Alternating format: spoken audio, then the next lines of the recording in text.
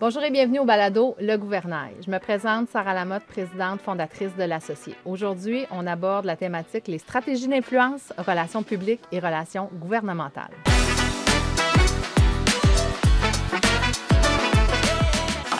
Pour couvrir le sujet aujourd'hui, je suis très honorée d'accueillir Sophie Villeneuve, associée chez Catapulte Communication. Alors Sophie, présente ta super boîte et présente-toi, s'il te plaît, à nos auditeurs. Bien sûr, avec plaisir. Bien, d'abord, merci de m'accueillir pour le gouvernail. Sarah, je suis ravie de te retrouver ici et de pouvoir discuter de ce qui me passionne dans la vie depuis maintenant près d'une vingtaine d'années. Donc, je m'appelle Sophie Villeneuve, je suis à la tête de Catapulte Communication, qui est une firme d'affaires publiques, de relations gouvernementales, de web. On a aussi un studio à l'interne qui fait tout ce qui touche à l'accompagnement en termes de marketing plus numérique. Donc, mais vraiment, la spécialité de Catapulte, c'est tout l'accompagnement en relations publiques et relations gouvernementales. Comment on atterrit dans cet univers-là? Bien, c'est souvent un passage en politique, un peu à l'instar de Maxime, mon mari et associé, et moi avons fait. On s'est rencontrés dans les corridors de l'Assemblée nationale il y a de ça maintenant près de 16 ans. Félicitations. On a été collègues avant de devenir associés. En 2010, Maxime a démarré la boîte. En 2014, on s'est associés. Et depuis ce moment-là, on fait grandir cette entreprise-là. On est maintenant 25 super cerveaux à travers le Québec qui conseillons des dizaines de clients dans leurs besoins en termes de communication et de relations avec l'État, avec le gouvernement. Vous venez de célébrer votre 10e anniversaire? 10e anniversaire Wow. l'an dernier. Effectivement, on a eu le privilège de célébrer ça en compagnie de notre équipe et de nos clients à Québec. Donc, oui, beau succès d'association. Ça se passe très bien. Bien, je vais m'assumer, puis je vais te dévoiler que je te suis depuis plusieurs années sur les réseaux sociaux. Je suis très impressionnée de ton parcours, mais du parcours de la boîte aussi que vous avez fondée. Vous êtes aux premières loges de plusieurs événements vraiment marquants du politique, mais de l'associatif aussi. Donc, très, très enchantée de t'avoir avec nous aujourd'hui. Bien, c'est réciproque, Sarah. Je suis vraiment contente de me retrouver là puis de voir aussi ce que toi, tu accomplis avec l'associé puis le type de service que tu es en mesure d'offrir. C'est très complémentaire aussi, ce qu'on fait. De plus en plus, on le voit, les organisations ont besoin d'être secondées dans leurs besoins de plusieurs natures, que ce soit justement au niveau des communications, mais aussi au niveau de la comptabilité et tout. Puis tout ça est très complémentaire. Ce sont des expertises qui viennent se rejoindre et offrir aux clients une paix d'esprit, je pense. Assurément. Puis un positionnement. Ça fait plusieurs années, 15 ans, l'associé qu'on accompagne des associations et ça fait partie de nos recommandations de développer un angle relation gouvernementale pour développer la crédibilité, la notoriété et le pont de communication avec les décideurs, les donneurs d'ordre de notre société. Et c'est pas... ça peut prendre de nombreuses années à développer et on recommande toujours d'aller vers des spécialistes. Donc aujourd'hui, justement, on en profite, on est en de bonnes mains. Comment démarrer, Sophie? Distinction entre... Bien, premièrement, là, on s'adresse aujourd'hui là, à des gens qui ont des niveaux d'expérience en relations publiques, en relations gouvernementales variés, mais disons là qu'on débute. Oui. Alors, distinction entre relations publiques et relations gouvernementales. Quand on parle de relations publiques pures, on va parler de relations avec les médias, on va parler de relations avec des partenaires, on va parler d'établir un certain nombre de relations avec le public en général et d'utiliser les différents moyens dont on a besoin pour y parvenir. Quand on parle de relations gouvernementales, on est vraiment dans la relation davantage d'influence auprès des titulaires de charges publiques. Qui sont ces titulaires de charges publiques? Est-ce que ce sont seulement les élus? Non, c'est aussi tous les acteurs de l'appareil gouvernemental qui travaillent dans l'appareil administratif, qui sont là pour livrer des projets, des programmes, qui travaillent à bâtir des politiques, des programmes de financement pour les entreprises, peu importe. Donc, on travaille avec tous ces individus-là et là où il y a un trait commun entre les relations publiques et les relations gouvernementales, c'est que les gens qui aident à parvenir à l'objectif ne sont pas que des journalistes ou des fonctionnaires. C'est tous des humains avec qui il faut établir des relations. De là, l'importance de l'autre aspect qui est parfois mis de côté et qui vient créer l'expertise en soi, celui de la relation puis de la relation de confiance. Donc, comment on le bâtit, comment on le fait, comment on vient le créer? Bien, en multipliant ces relations-là, puis en ayant la possibilité de pouvoir ouvrir une discussion franche et honnête. Ben, l'art de la communication, hein? L'art de la communication. Puis c'est un peu la même chose aussi quand on s'adresse à des élus, quand on s'adresse... C'est un peu... Il y a des nuances, il y a des distinctions, puis on pourra y venir, mais de manière générale, comment bien communiquer, comment bien le faire, c'est effectivement un art. Absolument. Puis les principaux éléments, puis là, j'attaque peut-être une grosse bouchée là, de l'éléphant, là, mais les principaux éléments d'une stratégie d'influence. Oh mon Dieu, ça dépend tout le temps, mais je te dirais que l'affaire la plus importante, c'est de s'assurer d'abord de trouver une solution qui est gagnante pour tout le monde, de présenter le bon projet au bon moment, aux bons individus, en ayant une pleine conscience de l'environnement global. Mais c'est gros ce que tu dis, là, le bon projet au bon moment, aux bons individus, là, il y a beaucoup d'expertise, là, il y a beaucoup derrière tout ça, là. Il y a beaucoup d'anticipation, puis il y a beaucoup de ressenti. Puis c'est drôle parce qu'on en discutait, on se préparait un peu avant de venir ici. Puis, tu sais, tu peux avoir le meilleur projet du monde ou la meilleure conférence de presse du monde, puis tomber un matin... Écoute, je vais te raconter une anecdote, ça va te faire rire. On a travaillé pendant 1 an au lendemain de la pandémie à élaborer des états généraux sur les conditions de vie des aînés. OK? On travaillait avec 6 grandes associations nationales extraordinaires qui représentent plus de 200 000 aînés, qui ont décidé de mettre leurs intérêts individuels associatifs de côté pour s'unir pour le bien commun. On a travaillé là-dessus pendant des mois. Et le matin des états généraux... Tempête de vague, là. Non, le décès de Guy Lafleur. Oh God. Oui. OK. Fait que la couverture médiatique, ça a été un peu plus compliqué que ce qu'on aurait souhaité. Il a fallu redoubler d'ardeur et user de différentes stratégies pour réussir à quand même faire rayonner cet événement-là qui était formidable. On avait réuni dans une salle 200 personnes, 200 acteurs de la société civile québécoise réunis pour trouver des solutions, pour rédiger une déclaration commune qui permettait de mettre les bases de ce que devait devenir la société post-pandémique pour la dignité des aînés. Fait qu'il a fallu y mettre beaucoup d'énergie et faire preuve d'imagination parce que... Il y a un ouvrage collectif qui demeure, qui reste, mais Il y a... le rayonnement, oui. Mais le rayonnement, malheureusement... des fois, le moment arrive, puis des fois, il y a des éléments qu'on contrôle. Tu sais, la semaine où le gardien de but du Canadien est échangé, c'est souvent une semaine où, en fait, puis là, on le dit à la blague, mais une semaine où c'est le temps de passer une mauvaise nouvelle, là, Ouais. pour qu'elle passe sous le radar. Mais l'inverse est aussi vrai. Des fois, on voit des choses dans l'actualité, puis on se dit, bon, ils ont peut-être pas beaucoup de matériel ce matin. Oui. Non, il y a toujours, c'est ça, il y a des périodes de l'année où qu'on qualifie dans l'industrie de slow news où, effectivement, il y a des choses qui peut-être sont moins d'intérêt commun. Est-ce qu'il peut y avoir un timing, là, aussi? Il y a toujours un timing, puis c'est drôle, tu sais, il y a des stratégies qui sont utilisées par notamment les centrales syndicales qui font souvent un point de presse le 2-3 janvier. Ah ben oui. Qui utilisent cette fenêtre d'opportunité-là pour venir présenter leurs résultats, pour venir présenter des chiffres pour lesquels il n'y aurait pas autant d'attention que si c'était fait à ce moment-là. Il y a d'autres moments dans l'année qui peuvent être utilisés selon le besoin. Tu sais, tu as une grosse annonce économique à prévoir, bien c'est sûr que tu vas essayer d'éviter de la faire la même semaine que le budget à l'Assemblée nationale ou que le budget fédéral. Fait que, tu sais, il y a une campagne électorale, bien, oups, c'est une belle opportunité de faire une annonce au contraire ou d'interpeller le gouvernement qui va être obligé de se positionner. Tous les partis politiques vont être obligés de le faire. Donc, il y a là un nécessaire devoir d'analyse de l'espace, de lire la salle, de l'anglais read the room, de bien comprendre l'univers dans lequel on évolue, puis de sélectionner un moment pour s'assurer que la nouvelle qu'on a atteigne son plein potentiel, en fait. Moi, ce que je retiens de ça, c'est qu'il y a tellement d'opportunités de faux pas. Hein? Ah, mon Dieu, oui, bien sûr. Donc, l'importance de bien s'entourer, puis de bien timer ses sorties.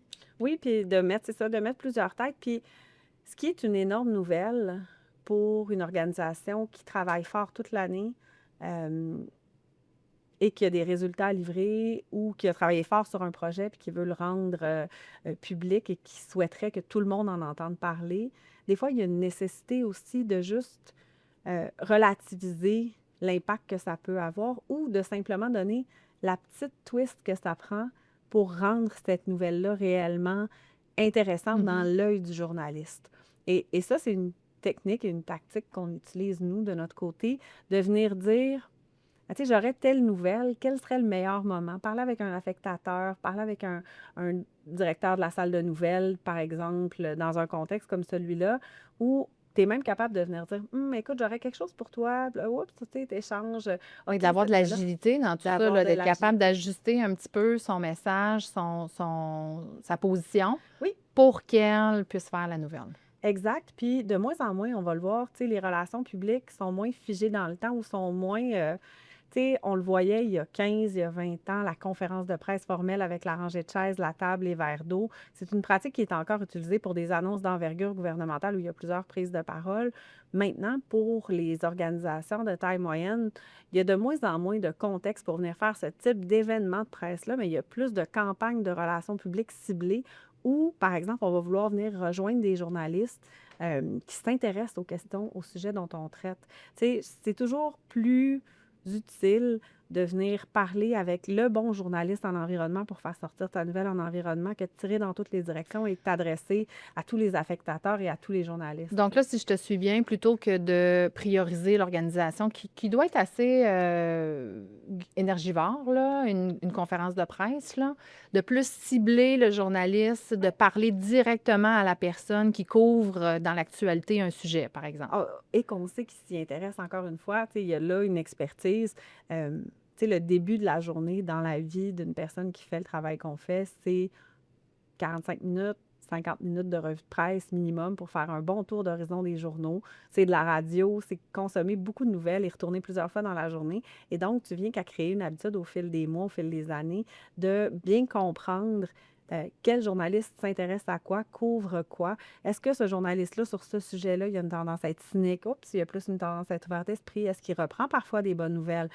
Est-ce qu'il le fait le lundi ou le samedi? Le côté bonne nouvelle, est-ce qu'il est plus critique de telle ou telle chose? Et donc, cette analyse-là qui se fait en amont permet d'obtenir de meilleurs résultats au niveau de la diffusion. Ah, mais c'est toute une expertise. Est-ce que je me trompe que vous avez un service ciblé? On, Sur ça, je pense que c'est pertinent de le mentionner à cette étape-ci, là. on a un service ciblé qui s'appelle Article 79. C'est en fait, c'est un service de veille, de vigie qu'on a créé chez Catapulte. Il faut savoir que c'est quelque chose qui nous a toujours beaucoup intéressés.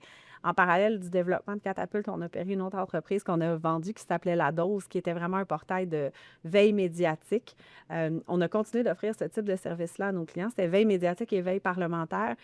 On fait un suivi ciblé de l'actualité qui peut toucher et intéresser nos clients, mais on fait aussi un suivi de tout ce qui se passe à l'Assemblée nationale. Donc, tout ce qui touche la période de questions, donc qui est le moment névralgique à l'Assemblée nationale. Quelles sont les questions qui sont posées par les partis d'opposition au gouvernement? Quels sont les projets de loi qui sont présentés devant l'Assemblée nationale? On peut suivre à la demande les commissions parlementaires. On fait le suivi des nominations. Ça, c'est un peu le 7 jours de la colline parlementaire, donc qui est nommé où, à quelle fonction par le Conseil des ministres, et finalement les décrets. Donc, une décision gouvernementale qui est dans la Gazette officielle, on fait le suivi pour nos clients, puis on leur envoie ce qui est pertinent pour eux. À leur industrie. Alors, pour leur industrie, exactement. Oui, Ouais. parce que ça peut être plusieurs heures par jour de décortiquer tout ça là, pour un individu qui... On crée les habitudes et les bons outils pour Voilà, le faire hein? aussi pour Savoir s'assurer. s'entourer. Exact, Savoir s'entourer. exact. On On a aime une ça. équipe extraordinaire de gens qui aussi développent cette expertise-là et qui offre ce service de vigie-là en temps réel. Maxime, qui m'accompagne aujourd'hui, fait partie de cette équipe-là de vigie. On a aussi Albert et Marie-Laurence là, qui travaillent au quotidien à venir nous fournir toutes ces précieuses informations-là qui nous nouvelle. rendent plus intelligents et meilleurs. Parlant de bien s'entourer, Sophie, comment cibler le bon porte-parole? Oh mon Dieu. Est-ce qu'une organisation ne doit avoir qu'un porte-parole? À toi de me le dire. Non. La réponse, c'est non. Le bon porte-parole pour la bonne circonstance, pour la bonne sortie, on s'adresse à des gens dans le secteur associatif. Est-ce qu'on sort toujours le président, que ce soit pour être porte-parole dans les médias ou est-ce que ce soit pour une rencontre avec des élus? Parfois, il y a une hiérarchie. Si on a un ministre autour de la table, on veut le président, puis on se parle au même niveau. Parfois, on a un chef de cabinet qui va parler au directeur général.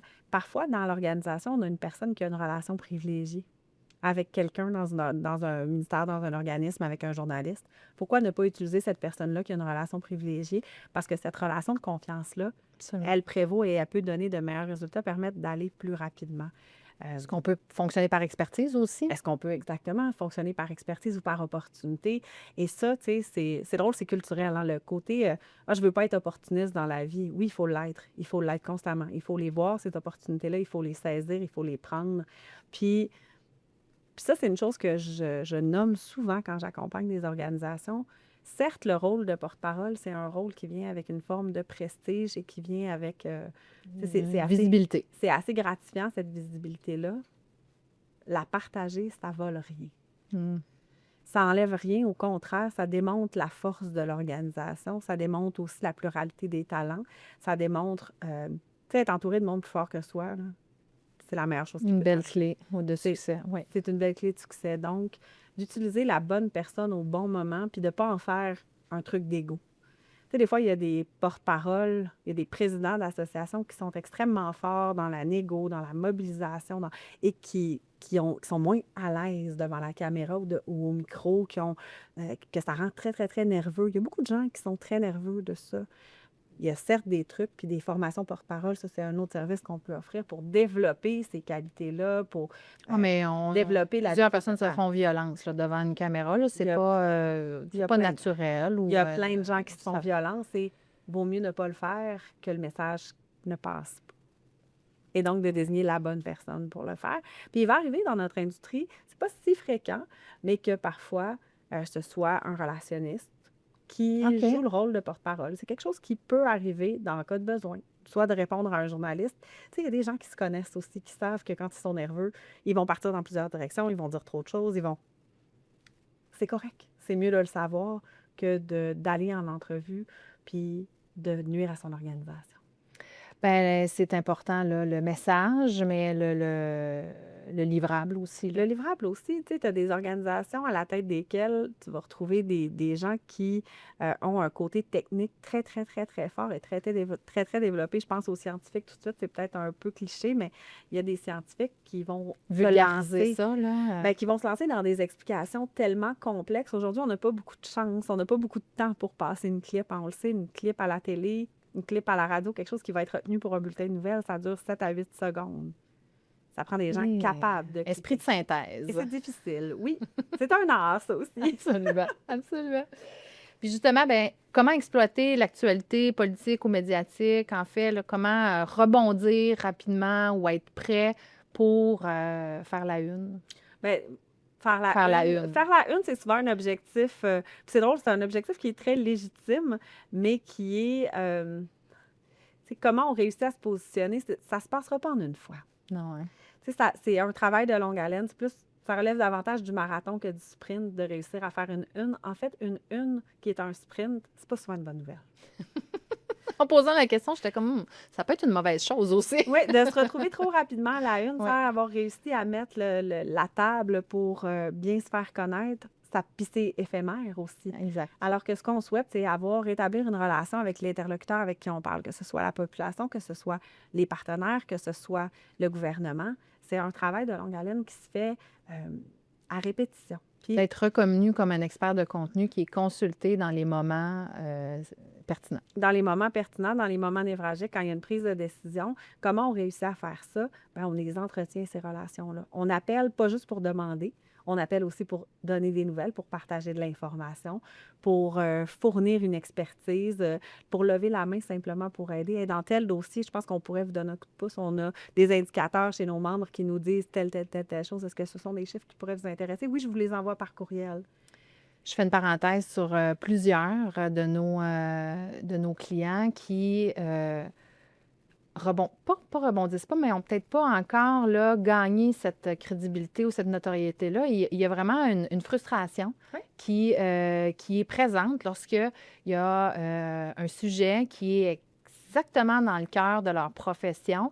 Puis là, il n'y a pas eu de consultation de l'association ou des experts en la matière. Des fois, même, on va chercher dans des universités américaines les experts plutôt que de regarder dans notre propre carré de sable. Et ça génère vraiment des irritants, assurément. Mais Mais il faut il y a, bâtir, il faut se rendre, là, il y justement. a souvent une part là-dedans de responsabilité. Tu sais, c'est l'énergie qu'on va venir mettre à développer ces relations-là, puis j'y reviens tout le temps. Tu sais, c'est drôle, la façon que tu avais de l'expliquer m'amène à un exemple que tout le monde va comprendre. Tu sais, c'est un peu comme une gang d'amis. Tu t'appelles jamais, mais tu n'es pas content qu'ils t'appellent Ben jamais. non, Ben, ça se joue mais à là. t'appelles jamais de toi non plus. Et Mais voilà. pourquoi tu les appelles pas? Mais parce qu'ils m'appellent pas. OK, mais personne ne se parle. Mm. Commence par tendre la main, puis peut-être que ça va prendre 3 fois, 4 fois, 5 fois avant qu'ils développent le réflexe de t'appeler.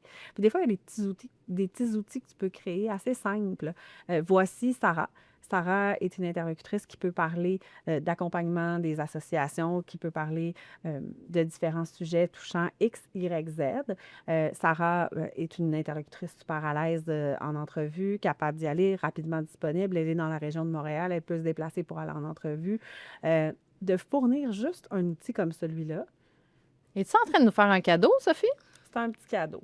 Un petit cadeau que de dire, puis tu n'as pas besoin de beaucoup d'éléments pour venir réussir à préparer ce genre de fiche technique-là. Tu sais, une photo, quelques informations techniques, Parcours.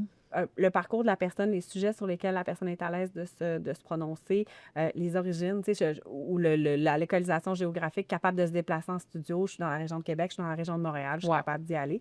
De juste offrir ça à des salles de nouvelles, les recherchistes vont mettre ça dans un carnet et quand ils ont besoin d'une expertise en particulier, bien, ça va leur permettre de tester d'abord. Quand ça se passe bien, l'entrevue, bien, de rappeler des gens qui se retrouvent souvent dans les médias comme analystes parce qu'ils sont allés une première fois puis qui ont bien fait ça. Bon communicateur, bon vulgarisateur, disponibilité, Disponibilité, puis positionnement, là aussi, ouais. là, une opinion.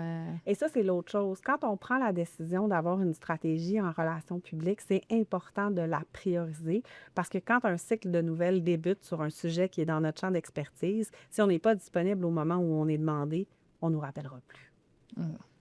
Parce que nos associations sont constamment, que ce soit pour leurs infolettes, leur programmation, leurs événements forts à la recherche de contenu. Les journalistes, c'est la même chose. C'est exactement la même chose. Ils vont chercher toujours le bon nouvel interlocuteur, la bonne nouvelle personne pour venir prendre la parole.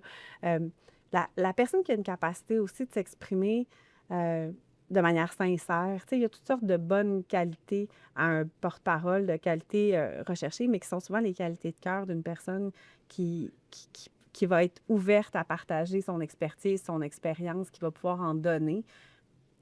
Donnez-en. N'hésitez pas quand vous allez en entrevue. Puis, par là, je ne veux pas dire partez sur de grandes phrases qui n'ont pas de point.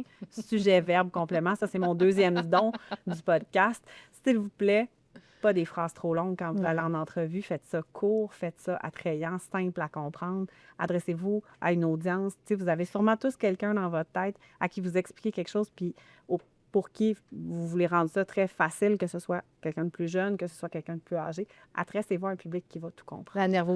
La nervosité, j'ai un petit peu là, derrière ça, je pense. Bien oui, bien sûr. Puis c'est normal d'être nerveux, mais il y a des trucs qui se développent. Puis rappelez-vous que si vous dirigez une organisation ou vous êtes un conseiller ou un expert dans une organisation, vous l'avez l'expertise. Après, c'est de la combattre. Se faire La confiance. nervosité, c'est de se faire confiance. Se faire confiance. Je bifurque, mais dans quel contexte la rédaction d'un mémoire devient-elle un outil de prédilection? Dans le contexte où on a besoin de prendre une position publiquement, que ce soit auprès de nos membres, parce que c'est pas juste un outil de communication externe, un mémoire sur un sujet X, Y, Z. Bon point. C'est aussi un outil de communication interne et la prise de la photo d'un positionnement public d'une organisation qui peut évoluer au fil des années. Donc, toutes les associations, les organisations devraient, dans leur carré de sable respectif, avoir les bases de ça.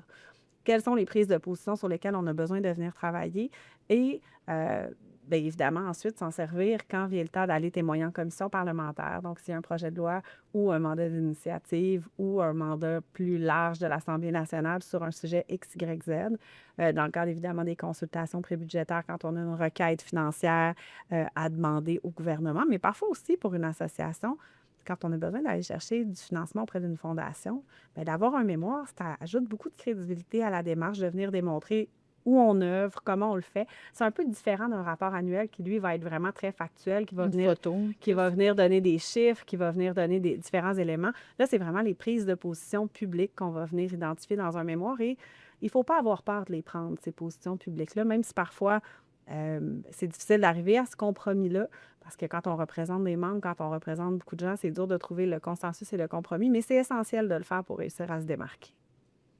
Très, très intéressant. Tout ce que tu dis et proposes entre dans ma prochaine question, mais je la pose quand même. Comment gagner en crédibilité auprès des instances ciblées? Ah, le premier ingrédient de la crédibilité, c'est la relation de confiance.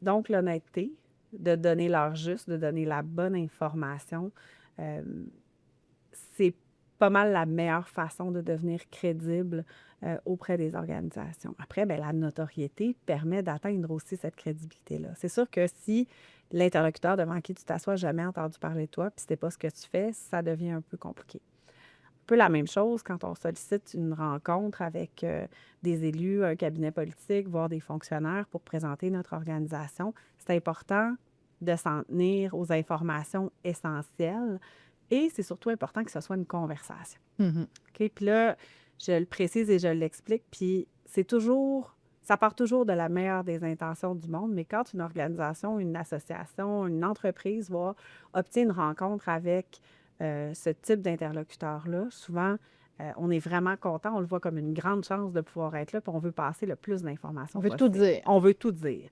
Et là, on nous consacre 30 ou 45 minutes. Et là, rapidement, on se rend compte qu'il reste un 5 minutes au cours duquel on nous dit merci beaucoup d'être venu nous voir. Puis on n'a pas eu le temps de forcer la conversation. Qu'on est déjà en conclusion. Qu'on est déjà en conclusion et que l'interlocuteur n'a pas eu, lui, à se commettre, à poser de questions. Moi, j'ai une tendance à dire, arriver au début d'une présentation, commencer par donner les 8-10 informations les plus importantes sur l'organisation, qu'est-ce qu'on fait, qui on est, où est-ce qu'on est au Québec, quel rôle on joue, et entamer une discussion. Présentation de 30 slides dans une rencontre de cette nature-là, c'est pas une bonne idée. Notre interlocuteur a des objectifs tout autant qu'on en a. Alors, si on n'est pas en dialogue... Et c'est important de les lui demander. Chose très simple, et là, on est vraiment dans le savoir-être de base. Demander à notre interlocuteur comment ça va. Tu sais, si on est assis avec un ministre qui a vécu une crise les 2-3 derniers jours, le savoir, lui demander comment il vit. Parce que c'est des humains, ce monde-là aussi, là. Ça, oui. Tu sais, d'arriver, de s'asseoir, comment ça se passe, oui, telle chose. Puis même, qu'on soit d'accord ou pas, on met tout ça de côté.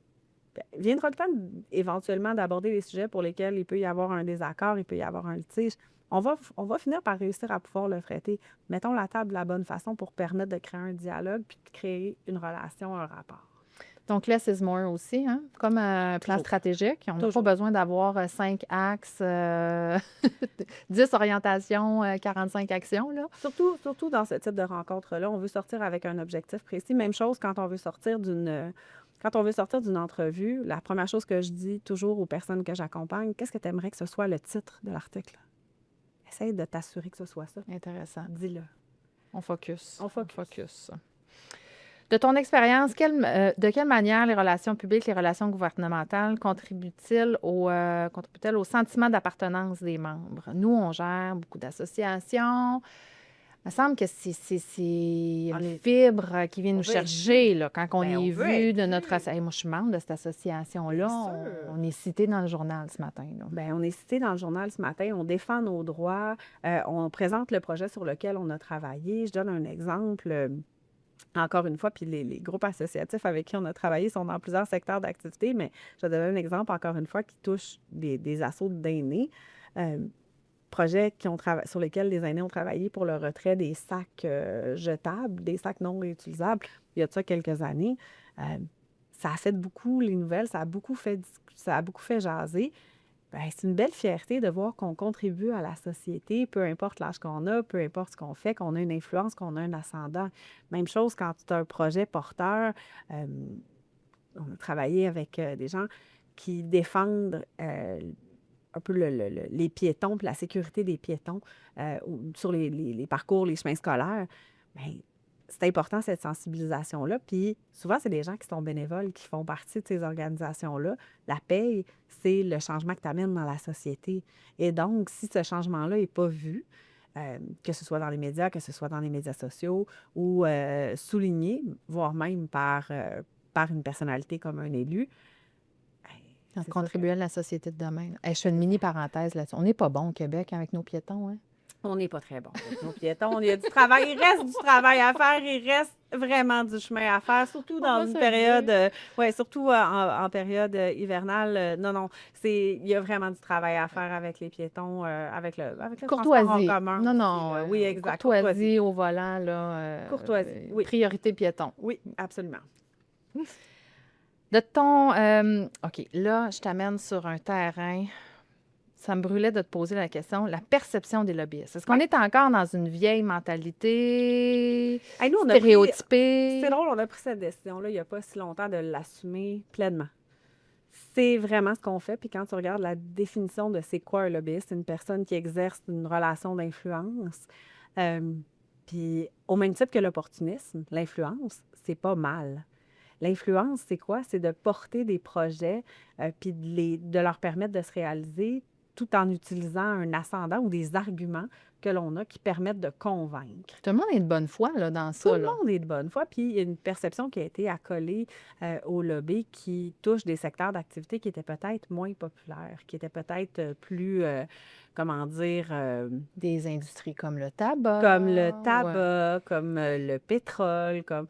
Mais le lobby, peu importe l'organisation pour laquelle il est fait, si la motivation derrière permet de convaincre l'interlocuteur, c'est une profession qui est tout à fait légitime au même titre que celle de l'avocat. Le litige, tu sais, le litige qui aurait pu être évité en droit parce que des gens se sont parlé, parce qu'il y a quelqu'un qui avait confiance en l'autre personne, puis qu'on a réussi à trouver un... Il y a toujours une voie, il y a toujours une voie de passage, une capacité de réussir à trouver une solution. Souvent, ça se passe par la discussion. Souvent, c'est de mettre justement le bon interlocuteur en commun avec la bonne personne pour être sûr que le message soit bien entendu. C'est quelque chose de positif. Non, mais on le dit, là, la communication dans nos vies personnelles, dans nos vies professionnelles, c'est la grande clé du succès. Moi, la communication d'influence, c'est une forme de communication. C'est un outil dans notre boîte à outils. Exact. Et puis, personnellement, c'est comme ça que je le vois. Oui, puis tu sais, cette communication-là consiste beaucoup en de l'écoute. Quand je parlais de vigie plutôt, quand je disais d'être attentif à son environnement, de lire la salle, de voir, bien ça, c'est des outils de plus qui permettent de communiquer de la bonne façon, de manière optimale avec les bons interlocuteurs, en sachant qui aussi l'écoute de la personne. Tu sais, on est aussi parfois, c'est pas besoin de parler directement. Tu sais, tout le monde veut rencontrer le ministre. C'est pas le ministre qui gère un par un les dossiers. Souvent, le ministre, il aime ça quand le dossier arrive Une sur son équipe, là. bureau. Exact. Puis que toute l'analyse a Avec des déjà été faite, recommandations. puis il y a des recommandations. C'est beaucoup plus facile. Vous êtes des agents de liaison. On est des agents de liaison, c'est exactement ça. Des fois, j'aime employer l'expression traducteur. Ah, Parce que les entreprises puis les organisations ont parfois pas le même langage que le gouvernement, absolument. que l'appareil gouvernemental. Donc, nous, on est capable de venir agir comme des traducteurs. Très intéressant. C'est une belle vision de votre profession. Je suis déjà sur ma dernière question. Ça passe J'aurais vite. pu faire des heures, Sophie. On fera un deuxième épisode.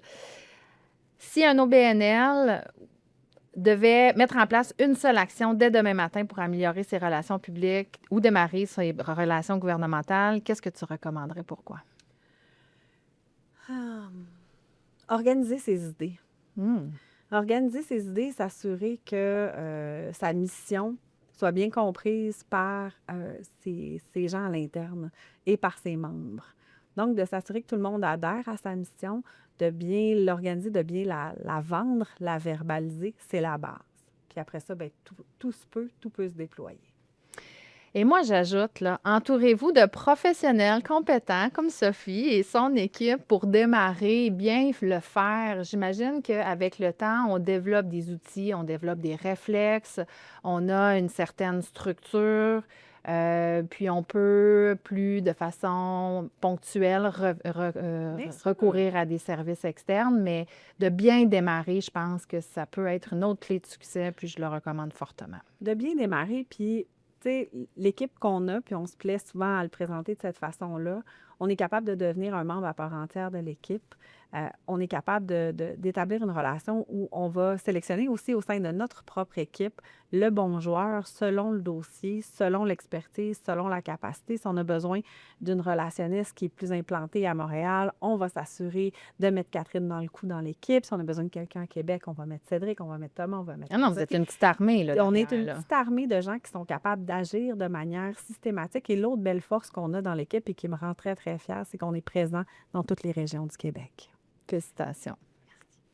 Sur ces belles paroles, Sophie Villeneuve de Catapulte Communication, merci 1000 fois de ta générosité, de ta présence avec nous aujourd'hui et de ton intelligence. Écoute, je suis charmée par tout ton partage aujourd'hui. Merci vraiment. Merci beaucoup de m'avoir accueillie, Sarah.